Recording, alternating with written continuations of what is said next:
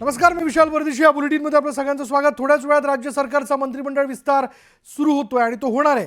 नागपूरमधील राजभवन परिसरात हा शपथविधी सोहळा पार पडतोय.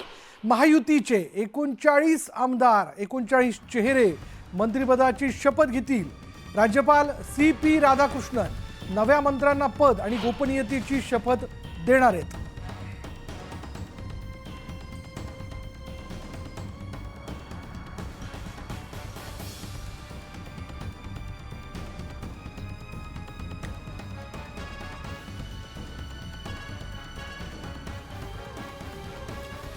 थोड्याच वेळात सुरू होणारा हा शपथविधी सोहळा, याकरता आता एक एक करत सगळे आमदार जे ते उपस्थित होत आहेत. सत्ताधारी पक्षातले असतील, त्याचबरोबर विरोधी बाकावरचे आमदार असतील, ते देखील या सोहळ्याकरता इथं उपस्थित होत आहेत.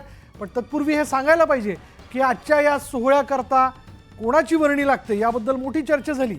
तसं नागपूर अधिवेशनाच्या पूर्वसंध्येला दुसऱ्यांदा या ठिकाणी शपथविधी सोहळा जो आहे तो पार पडतोय. फार पूर्वी ज्यावेळेस शिवसेनेतनं छगन भुजबळ बाहेर पडले होते, त्यावेळी त्यांनी आणि त्यांच्याबरोबर आणखीन एक त्यांचे सहकारी या दोघांनी इथं नागपूर अधिवेशन संपता मंत्रिपदाची शपथ घेतलेली होती. आणि आता दुसऱ्यांदा नागपूरमध्ये पूर्णतः, म्हणजे तसं बघायला गेलं तर या वेळेतला सगळ्यात मोठा शपथविधी सोहळा जो आहे महायुती सरकारचा, तो नागपूरमध्ये राजभवनावरती पार पडतोय. अधिक तपशील आपण जाणून घेणार आहोत. आमचे प्रतिनिधी तुषार रुपनवर आपल्याबरोबर आहेत. तुषार, खरं तर सोहळ्याकरता सजून धजून नवीन कोड मंत्रिपदाकरता शिवून कोण कोण नेते मंडळी तिथे उपस्थित झालेत? विशाल, आपण जर पाहिलं असेल तर नागपूरच्या राजभवनच्या लॉनवरती सर्व या ठिकाणी आता शपथविधी सोहळ्याची अंतिम तयारी पार पडलेली आहेत. जे संभाव्य मंत्री आहेत ते सर्व संभाव्य मंत्री आपल्याला या लॉन परिसरात पोहोचताना पाहायला मिळतात. हे आपण व्हिज्युअल पाहत असाल तर या ठिकाणी संभाव्य मंत्र्यांमध्ये शंभूराजे देसाई हे आपल्याला सर्व त्यांच्या नातेवाईकांना, आमदारांना या ठिकाणी हस्तांदोलन करताना पाहायला मिळत आहेत. सर्वजण त्यांना भेटत आहेत. त्याचप्रमाणे मुख्यमंत्री कार्यालयाचे सर्व प्रशासकीय अधिकारी ते देखील आपल्याला या राजभवन परिसरात पोहोचल्याचं पाहायला मिळत आहे. आता शंभूराजे देसाई प्रामुख्याने भाजपाच्या नेत्यांना भेटीगाठी घेताना पाहायला मिळतात. जे जे मंत्रिपदाची शपथ घेणार आहेत ते सर्व मंत्री आपल्याला आता राजभवन परिसरामध्ये दाखल होण्यास सुरुवात झालेली आहेत. त्यांच्यासोबतच त्यांचे नातेवाईक असतील किंवा त्यांचे प्रमुख सहकारी असतील ते देखील आपल्याला या राजभवन परिसरात दाखल झाल्याचं पाहायला मिळतंय. राजभवन परिसरामध्ये पोलीस बँड पथकाकडून देखील रंगीत तालीम केली जाते, कारण की थोड्याच वेळामध्ये राज्यपाल आपल्याला या राजभवन परिसरात पोहोचताना पाहायला मिळणार आहे आणि कोणत्याही क्षणी शपथविधी सोहळ्याला सुरुवात होणार आहे. मात्र आपण जर पाहिलं असेल तर ऐतिहासिक असा शपथविधी सोहळा नागपूरच्या राजभवन परिसरामध्ये पार पडताना पाहायला मिळतोय. आणि हा शपथविधी सोहळा पार पडण्यापूर्वी भाजप असेल, शिवसेना असेल किंवा राष्ट्रवादी असेल, या तिन्ही पक्षाचे सर्व आमदार असतील, त्याचप्रमाणे प्रमुख नेते असतील, एकमेकांना हस्तांदोलन करताना पाहायला मिळतात. या दृश्यांच्या माध्यमातून आपण पाहू शकतो की या ठिकाणी जे माजी मंत्री राहिले होते रवींद्र चव्हाण, ते आपल्याला शिवसेनेच्या आमदारांना भेटीगाठी घेताना पाहायला मिळतात. कारण की या मंत्रिमंडळामध्ये रवींद्र चव्हाण यांना मंत्री करण्यात आलेलं नाही आहे. मात्र रवींद्र चव्हाणांना एक मोठी जबाबदारी भाजपा पक्षामध्ये मिळणार आहे. भाजपाचे प्रदेशाध्यक्ष म्हणून रवींद्र चव्हाण आपल्याला होताना पाहायला मिळणार आहेत. त्यामुळे त्यांना या मंत्रिमंडळामध्ये स्थान देण्यात आलेलं नाही आहे. आपण जर या व्हिज्युअलच्या माध्यमातून पाहत असाल तर मुख्यमंत्री कार्यालयाचे सर्व सचिव सर्व अरेंजमेंट करताना पाहायला मिळतात. कारण की थोड्याच वेळामध्ये राज्यपाल आणि मुख्यमंत्री आपल्याला या राजभवन परिसरामध्ये दाखल होताना पाहायला मिळतील. विशाल, सोहळ्यासाठी, शपथविधी सोहळ्यासाठी शेवटचे काही मिनिट्स शिल्लक राहिलेले आहेत. तयारी पूर्ण झाल्याची आपल्याला पाहायला मिळते. मात्र तरीही अधिकारी सर्व आढावा घेताना पाहायला मिळतात. विशाल, साधारण किती वाजेपर्यंत हा सोहळा सुरू होऊ शकतो, काय अंदाज? विशाल, आपण जर पाहिला असेल तर हा सोहळा साधारणतः आपण पाहिलं असेल तर पुढच्या 10 मिनिटांमध्ये हा सोहळा सुरू होईल. कारण की शपथविधी सोहळ्याची वेळ ही 4 वाजता देण्यात आली होती. आता आपण पाहत आहे मुख्यमंत्री देवेंद्र फडणवीस आपल्याला राजभवनामध्ये दाखल झालेले आहेत आणि त्या राजभवनामध्ये दाखल झाल्यानंतर त्यांच्यासोबत त्यांचे सहकारी मंत्री आपण पाहत असाल तर त्यामध्ये योगेश कदम असतील किंवा दादा भुसे असेल, चंद्रकांत पाटील असतील, हे देवेंद्र फडणवीस यांच्यासोबत संवाद साधताना पाहायला मिळतात। आणि आता थोड्याच वेळामध्ये आपल्याला राज्यपालांच्या भेटीसाठी मुख्यमंत्री देवेंद्र फडणवीस पोहोचताना पाहायला मिळतील। ही आता दृश्य पाहत आहे मुख्यमंत्री देवेंद्र फडणवीस यांच्यासोबत आपण जर पाहत असाल तर या ठिकाणी आता प्रमुख काही जे मंत्रिमंडळातले चेहरे आहेत ते देखील राजभवनामध्ये दाखल झाल्याचं पाहायला मिळत आहे। या सगळ्या चेहऱ्यांवरती एक आनंद तर दिसतोच आहे, पण या सगळ्या मंत्रिमंडळाची निवड करत असताना तिन्ही घटक पक्षांमध्ये आपण जर पाहिलं तर नव्या जुन्यांचा समतोल जो आहे तो साधण्यात आला आहे। पण असं तर निश्चित म्हणता येऊ शकतं की कही खुशी कही गम। हा नक्कीच विशाल, कही खुशी कही गम असं बोलावं लागेल, कारण की भाजपमध्ये सुरेश खाडे असतील, विजयकुमार गावित असेल, ह्या मंत्र्यांचा पत्ता कापला गेला। दुसरीकडे शिवसेना पक्षामध्ये अब्दुल सत्तार असेल, तानाजी सावंत असेल, यांचा पत्ता कापला गेला। राष्ट्रवादी पक्षामध्ये अनुभवी नेते, ज्येष्ठ नेते छगन भुजबळ यांचा पत्ता कापला गेला। त्यामुळे काही ज्येष्ठ नेत्यांना घरचा आहेर देण्यात आला, मात्र काही नव्या अनुभवी आणि तरुण चेहऱ्यांना या मंत्रिमंडळामध्ये स्थान देण्यात आल्याचं पाहायला मिळतं। त्यामुळे कही खुशी कही गम हे चित्र तू म्हटल्याप्रमाणे आपल्याला या शपथविधी सोहळ्यामध्ये पाहायला मिळणार आहे। पंकजा मुंडे देखील दिसून येत आहेत, पण त्याचबरोबर याची देखील एक फार मोठी चर्चा आहे तुषार की लाडकी बहीण त्याचं एक प्रतिनिधित्व भाजपच्या गोटात दिसून येत आहे। एक सोडून 3 महिलांना या ठिकाणी यंदा मंत्रिपदाची संधी मिळाली आहे। तुषार, नक्कीच विशाल, आपण जर पाहिलं असेल तर 2.5 वर्षाच्या कालखंडामध्ये भाजपाचे 9 मंत्री होते, मात्र भाजपाच्या एकही महिला मंत्री म्हणून आपल्याला पाहायला मिळत नव्हत्या। वारंवार महाविकास आघाडीकडून टीका देखील होत होती की भाजपामध्ये महिला नेतृत्व नाही आहे का, भाजपामध्ये महिला नेतृत्वाला डावललं जात आहे का। मात्र आता ते चित्र आपल्याला पुसताना पाहायला मिळत आहे। देवेंद्र फडणवीस यांच्या कॅबिनेटमध्ये आपल्याला 3 महिला मंत्र्यांना स्थान देण्यात आल्याचं पाहायला मिळतं आहे। यामध्ये पंकजा मुंडे असतील, मेघना बोर्डीकर असतील, माधुरी मिसाळ असतील, अशा 3 चेहऱ्यांना स्थान देण्यात आल्याचं पाहायला मिळतं आहे। त्यामध्ये पंकजा मुंडे हा चेहरा जर पाहिला असेल तर 2014 ते 2019 हा मुख्यमंत्री देवेंद्र फडणवीस यांच्या टीममध्ये त्यांनी काम केल्याचं पाहायला मिळालं। ग्रामविकास मंत्री म्हणून पंकजा मुंडे यांनी सलग 5 वर्षे देवेंद्र फडणवीस यांच्या टीममध्ये काम केलं। मात्र माधुरी मिसाळ असतील किंवा मेघना बोर्डीकर असतील, ही या 2 नवख्या चेहऱ्यांना देखील या मंत्रिमंडळात स्थान देण्यात आल्याचं पाहायला मिळते। मेघना बोर्डीकर असेल किंवा माधुरी मिसाळ असेल, या 2 अशा महिला नेत्या आहेत। या दोन्ही नेत्यांचा जनसंपर्क हा दांडगा आहे, किंबहुना माधुरी मिसाळ 4थ्या टर्मच्या आमदार असून त्या 4थ्या टर्ममध्ये जवळपास 68,000 मताधिक्य घेऊन आपल्याला निवडून येताना पाहायला मिळतात। त्यामुळे नुसत्याच महिला मंत्र्यांना स्थान देण्यात आलेलं नाही आहे, अशा महिला मंत्र्यांना स्थान देण्यात आलेलं आहे। त्यांचा जनसंपर्क दांडगा आहे, सामाजिक समतोल राखला गेला आहे, भौगोलिक समतोल राखला गेला आहे। त्यामुळे या मंत्रिमंडळामध्ये देवेंद्र फडणवीसांनी सामाजिक, राजकीय, भौगोलिक, येणाऱ्या स्थानिक स्वराज्य संस्थांच्या निवडणुका या सर्वांचा गोष्टी लक्षात ठेवून आपल्याला हा समतोल राखल्याचं पाहायला मिळते। विशाल, पण तुषार, यात काही चेहऱ्यांची मात्र फार मोठी चर्चा होती। संजय कुटे असतील किंवा इतरही काही चेहरे जे मात्र या ठिकाणी फिरस्ती करताना दिसतात, पण त्यांचं मंत्रिपदाच्या संदर्भात नाव पुढे आलेलं नाहीये। आपण जर पाहिलं असेल तर विशाल, काही महत्त्वपूर्ण चेहऱ्यांना देखील या मंत्रिमंडळामध्ये कात्री लावण्यात आलेली आहे।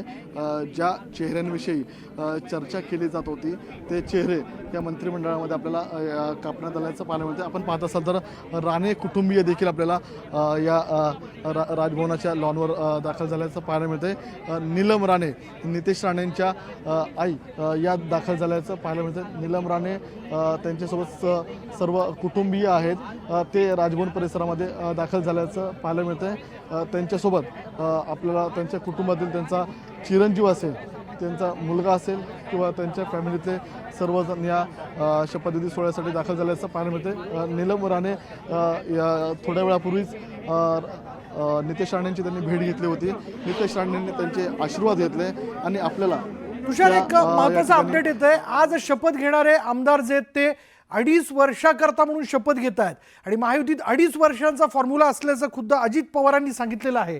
आता या क्षणाची महत्त्वाची बातमी आपण बघतोय. म्हणजे आपल्याला थोड्या वेळापूर्वीपर्यंत अगदी कालपर्यंत असं कळत होतं की 2.5 वर्षाचा हा फॉर्म्युला फक्त शिंदे गटानेच ठरवलेला आहे की काय, पण हा फॉर्म्युला तिन्ही घटक पक्षांनी ठरवला आहे का, काय माहिती याबद्दल तुषार? आपण जर पाहिलं असेल तर या संदर्भामध्ये मुख्यमंत्री देवेंद्र फडणवीस आपल्याला सविस्तर माहिती देताना पाहायला मिळतील.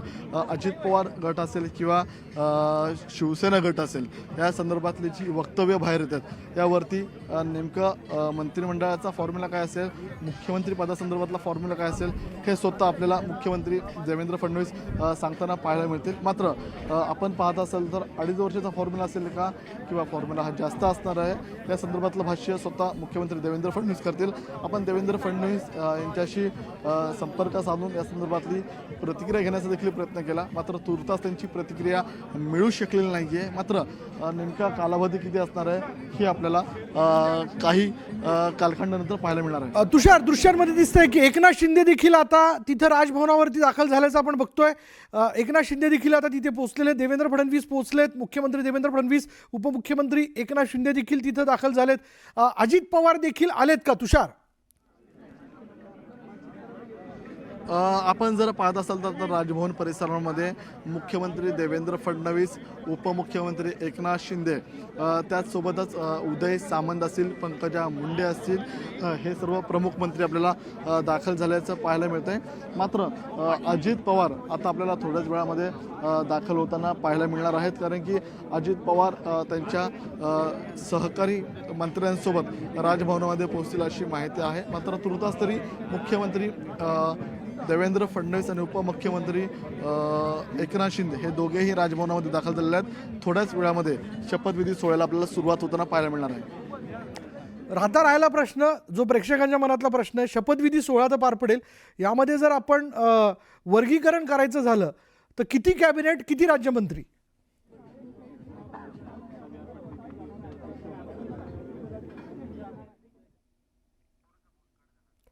तुषारशी संपर्क साधण्याचा आपण प्रयत्न करू, पण राजभवनच्या लॉनवरची सगळी लगबग, महत्त्वाची नेते मंडळी जी ती भाजपची उपस्थित झालेलीच आहेत, पण जी मंडळी शपथ घेणार आहे ती सगळीच मंडळी आता एक एक करून इथे उपस्थित होत आहेत. मुख्यमंत्री देवेंद्र फडणवीस, उपमुख्यमंत्री एकनाथ शिंदे या ठिकाणी आलेले आहेत.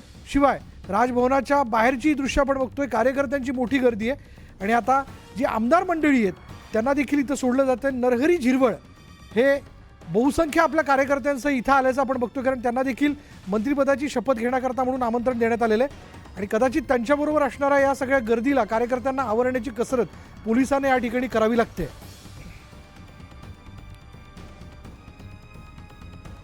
त्यामुळे आता राजभवनामधली एकीकडे असणारी सगळी लगबग, एक एक करत कुटुंब, सहकुटुंब, नेते मंडळी ज्यांना शपथविधी करता फोन आलेला आहे ती सगळी पोहोचतायत. काही अपेक्षित, काही अनपेक्षित चेहरे या ठिकाणी बघायला मिळतात आणि जे अपेक्षित चेहरे होते पण ज्यांना इथे मंत्रिपदाकरता म्हणून, मंत्रिपदाच्या शपथविधी करता म्हणून आमंत्रण मिळालं नाही, ते देखील शुभेच्छुक म्हणून सगळ्यांच्या भेटीगाठी घेताना दिसत आहेत.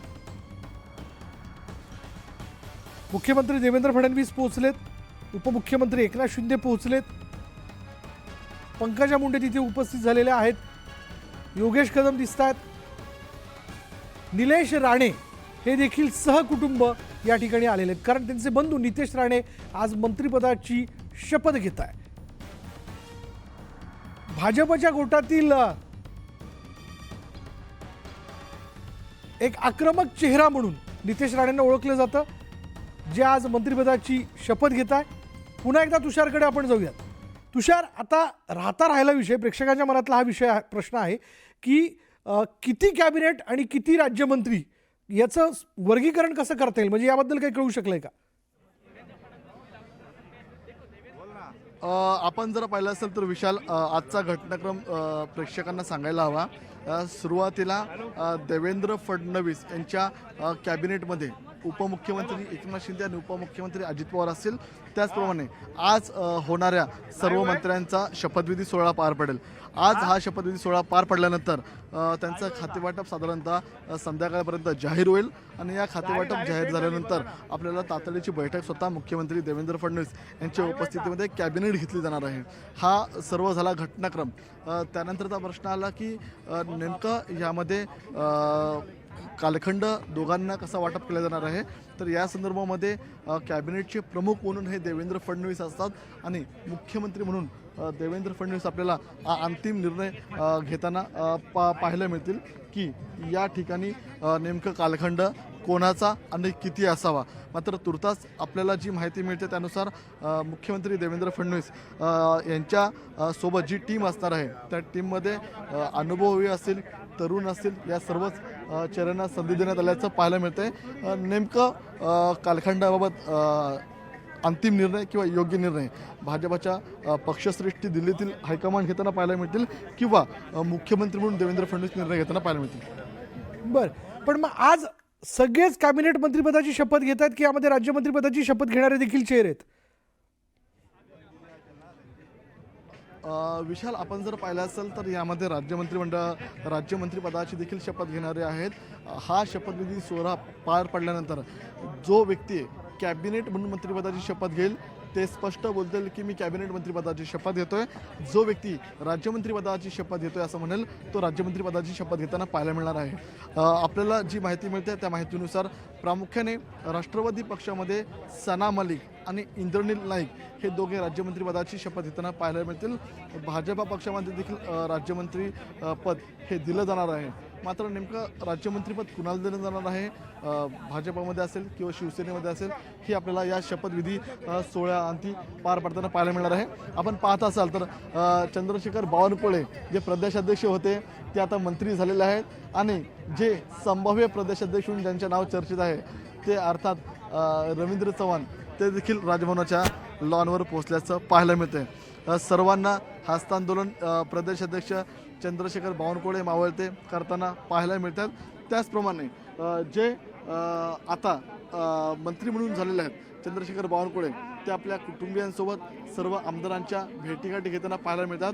तयारीचा आढावा घेताना ते पाहायला मिळतात. आपण पाहत असाल तर चंद्रशेखर बावनकुळे आता सर्व जे संभाव्य मंत्र्यांचे नातेवाईक आहेत किंवा पक्ष संघटनेतले महत्त्वपूर्ण शिवप्रकाश जे असतील जे भाजपाचे संघटना मंत्री आहेत त्यांना भेटताना पाहायला मिळतात. त्यांच्यासोबत त्यांचे चिरंजीव संकेत बावनकुळे हे देखील आपल्याला पाहायला मिळतात. त्यामुळे आता तयारी पूर्ण झालेली आहे. मुख्यमंत्री उपमुख्यमंत्री दोघेही राज्यपालांच्या भेटीसाठी पोचलेले आहेत. अवघ्या शेवटच्या काही मिनिटांमध्ये राज्याचा महाशपथविधी सोहळा सुरू होताना पाहायला मिळणार आहे. या सोहळ्याकरता म्हणजे सगळ्याच आमदारांना इथे निमंत्रित करण्यात आलं आहे का? विशाल, आपण जर पाहिलं असेल तर या सोहळ्याकरता सर्वच 288 आमदारांना निमंत्रित करण्यात आलेलं आहे आणि सर्व आमदार आपल्याला या राजभवन परिसरामध्ये उपस्थित असल्याचं देखील पाहायला मिळतं. दुसरा राहता राहिला विषय, साधारण किती वाजेपर्यंत खातेवाटप जे आहे ते स्पष्टपणे समोर येईल? विशाल, एकदा शपथविधी सोहळा पार पडला की शपथविधी सोहळा पार पडल्यानंतर साधारणतः देवेंद्र फडणवीस त्यांच्या कॅबिनेटची बैठक घेतील आणि या कॅबिनेट बैठकीनंतर आज पुन्हा एकदा मुख्यमंत्री देवेंद्र फडणवीस आणि दोन्ही उपमुख्यमंत्री यांची बैठक होईल आणि त्यानंतर सर्व मंत्र्यांचं खातेवाटप होताना पाहायला मिळणार आहे.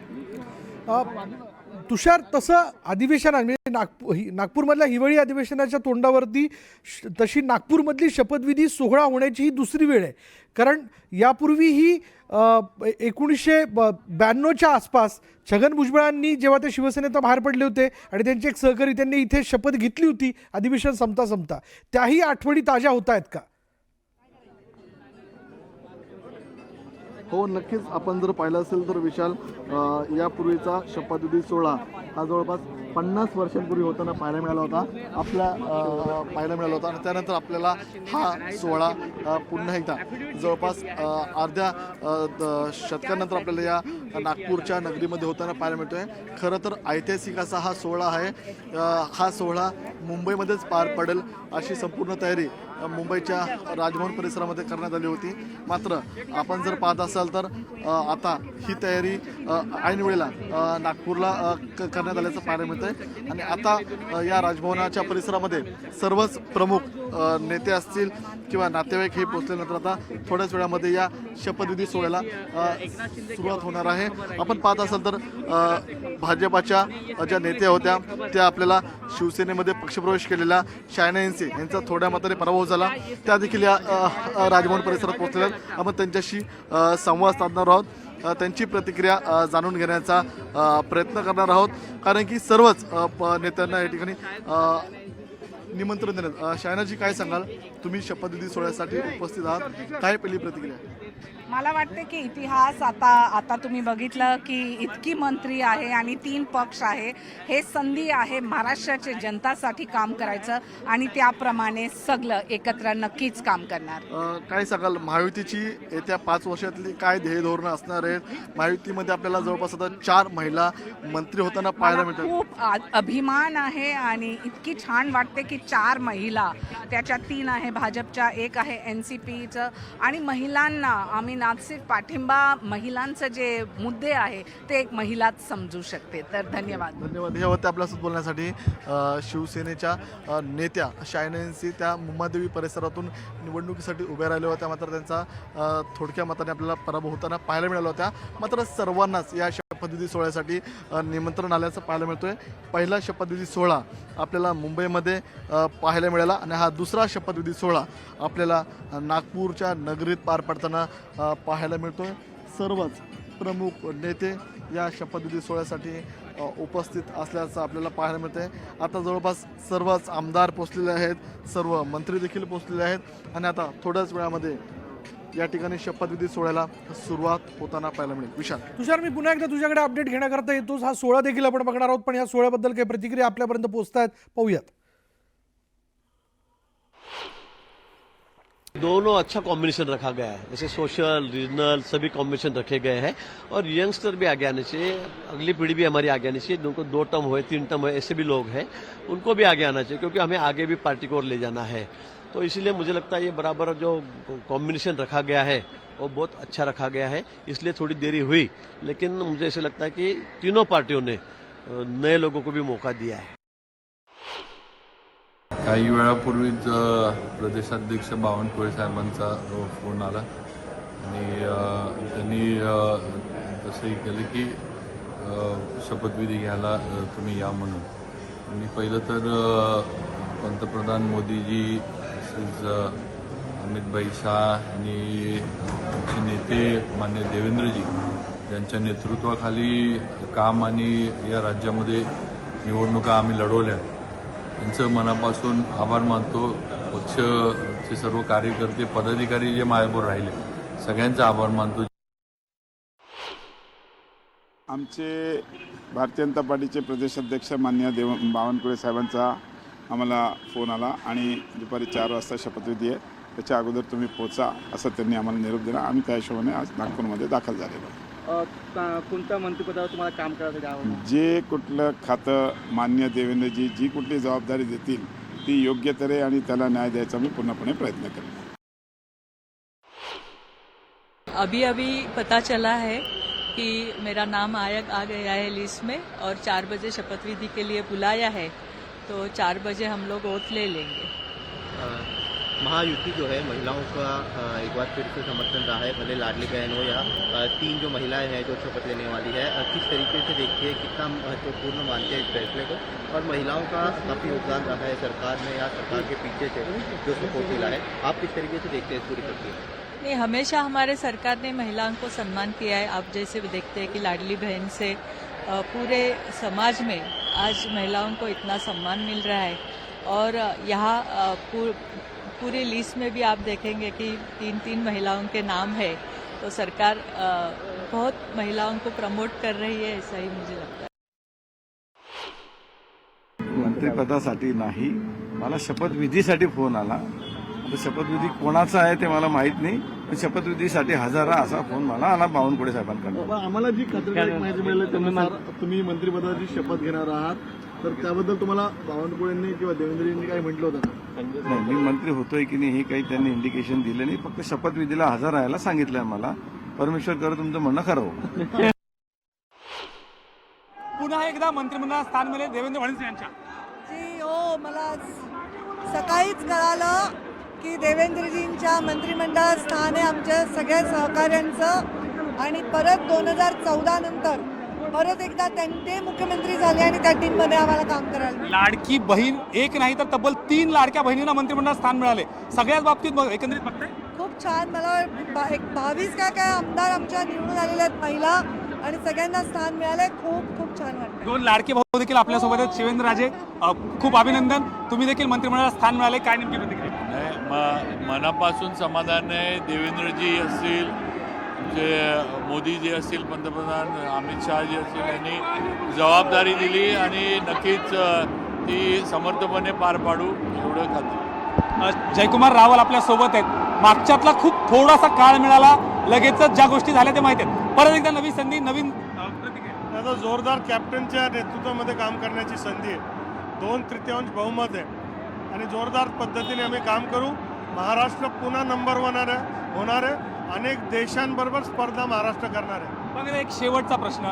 खूप मोठं कॅम्पेन तुम्ही घेतलं होतं, सर्वाधिक सभा मराठवाड्यात घेतल्या होत्या, यश आलं, मंत्रिमंडळात आलाय.